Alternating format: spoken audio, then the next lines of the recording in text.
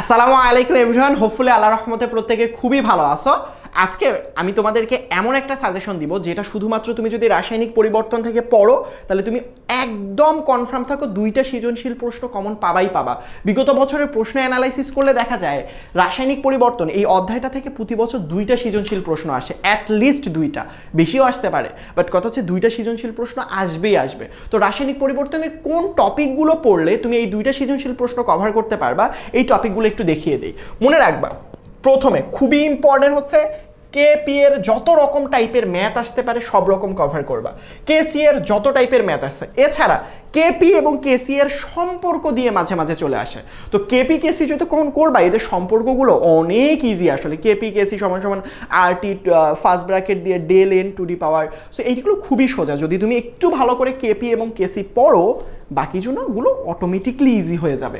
এছাড়া লাসাতিলিয়ার নীতি, কি কাজ করলে সর্বোচ্চ পরিমাণ উৎপাদ পাওয়া যাবে, কি কাজ করলে বিক্রিয়াটা উৎপাদের দিকে যাবে, বিক্রিয়কের দিকে আসবে, এইগুলো খুবই গুরুত্বপূর্ণ। সো মনে রাখবা, এই যে তিনটা পর্ব রয়েছে এখান থেকে একটা সৃজনশীল প্রশ্ন তুমি পাবাই পাবা ভাইয়া। কোথায় থেকে? কেপি এর ম্যাথ, কেসি এর ম্যাথ, লাসাতিলিয়ার নীতি, এটা তোমাদের 19-এও ছিল আসলে। এর পরবর্তীতে যদি বলি, এই পর্বটা থেকে তুমি আরেকটা সৃজনশীল প্রশ্ন কমন পাবাই পাবা, সেটা শতভাগ নিশ্চিত থাকো। কিভাবে ভাইয়া, কোন কোন পর্বগুলো থেকে আসলে আসবে দেখো, আমি তোমাকে দেখিয়ে দিই। পিএইচ সম্পর্কিত ম্যাথ, পিএইচ সম্পর্কিত পিএইচ সমান minus log of hydrogen ion, এটা থেকে আসে। কিন্তু মনে রাখবা, পিএইচ এবং বিয়োজন ধ্রুবক মিশায় আসলে একসাথে প্রশ্ন করে। বিয়োজন ধ্রুবক মানে এখান থেকে তোমাকে আলফা বের করতে হবে। আমি তোমাদেরকে বলি, একটা সূত্র আছে K A is equal to alpha square C. এই যে সূত্রটা, এটা হচ্ছে বিয়োজন ধ্রুবকের সূত্র। এইটা আসলে পিএইচ এর ম্যাথ ব্যবহার করার ক্ষেত্রে লাগে আসলে, minus log of hydrogen ion. এই যে এটা যখন করবা তখন এই সূত্রের সাহায্যে এখানে কিছু ইনফরমেশন লাগে। সুতরাং পিএইচ এর সম্পর্কিত এবং বিয়োজন ধ্রুবক এই দুইটা মিক্স করে একটা গ নাম্বার প্রশ্ন করে ফেলে।